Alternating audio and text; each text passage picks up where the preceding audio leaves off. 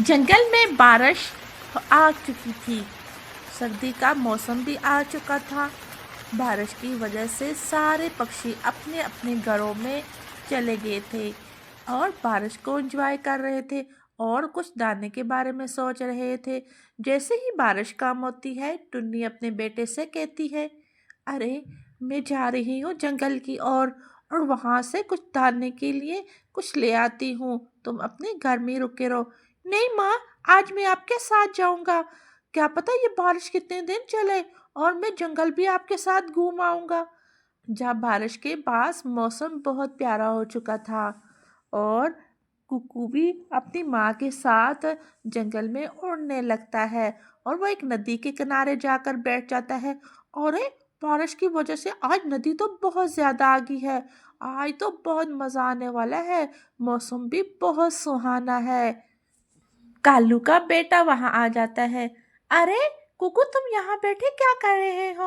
आओ हम जंगल घूम के आते हैं। आज बहुत मजा आने वाला है। हम दोनों मिलकर बहुत खेलेंगे।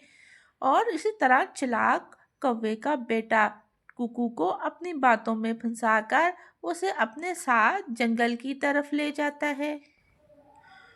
कुकू और कालू का बेटा गुफा की तरफ जा रहे थे। मिट्टू तोता उनको पेड़ पर बैठे देख लेता है। अरे ये कहाँ जा रहे हैं?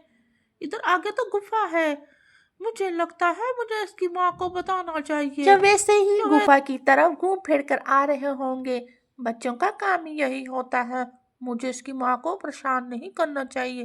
शिकायतें लगाना बुरी बात होती है। कुकू रुक जाता है और कल्लू से कहता है, अरे कल्लू, हम बहुत दूर आ चुके हैं। मुझे अब वापस लौट जाना चाहिए। मेरी माँ इंतजार कर रही होगी। अरे कुकू, मैं तुम्हें कुछ दिखाना चाहता था, इसीलिए तुम्हें मैं अपने साथ लेकर आया हूँ। चलो मेरे साथ। वो चीज देखकर हम अभी वापस लौट जाते हैं अपने घर को। अब थोड़ा सा रास्ता रहता है और तुमने अभी से हार मान ली। चिलाक कौवों का बेटा कुकू को अपने साथ ले जाता है और एक गुफा के बाहर जाकर अरे कुकू, इस गुफा के अंदर बहुत पैसा है। तुम जाकर वो ले आओ और हम फिर दुकान पर जाकर चीज़ें खाएंगे। और कुकू उस गुफा के अंदर चला जाता है और कक्कू जल्दी से उसके आगे बड़ा सा पहाड़ रख देता है और वहां से भाग जाता है। बहुत देर हो चुकी है। अभी तक कुकू को वापस आ जाना चाहिए था। टुन्नी बड़े से पेड़ पर बैठी कुकू का इंतजार कर रही थी और फिर जंगल की ओर उसे ढूंढने के लिए निकल जाती है।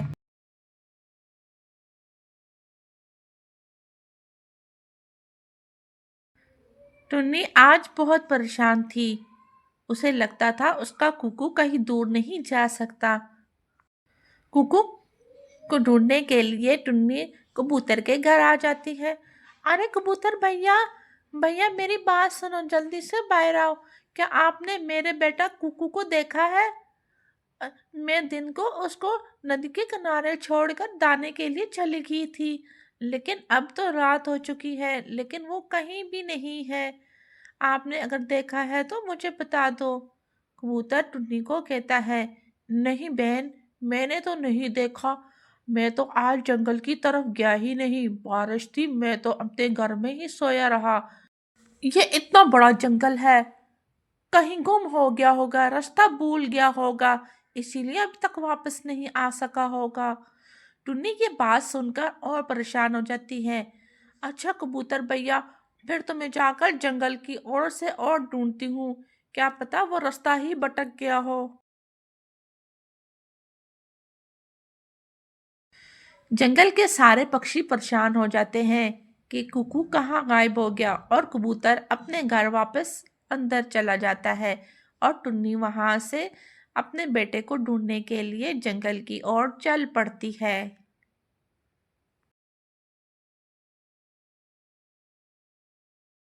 मिट्ठू तोते से पूछना चाहिए, वो जंगल में घूमता रहता है।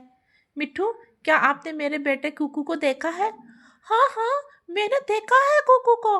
कुकू और कालू का बेटा दोनों गुफा की तरफ जा रहे थे। मुझे शक तो हुआ था, लेकिन मैंने सोचा बच्चे हैं, घूम फिर रहे होंगे, जल्दी वापस आ जाएंगे। क्या वो अभी तक वापस नहीं आए? टुन्नी ने ये बात सुनी और वो गुफा की तरफ भागने लगी। अरे, मेरा बेटा कुकू क्या कर रहा होगा? टुन्नी गुफा के पास पहुंचकर बड़े से पत्थर को हटाती है और कुकू को बाहर निकालती है। माँ, उस चालाक कौवे ने मुझे यहाँ लाकर बंद कर दिया।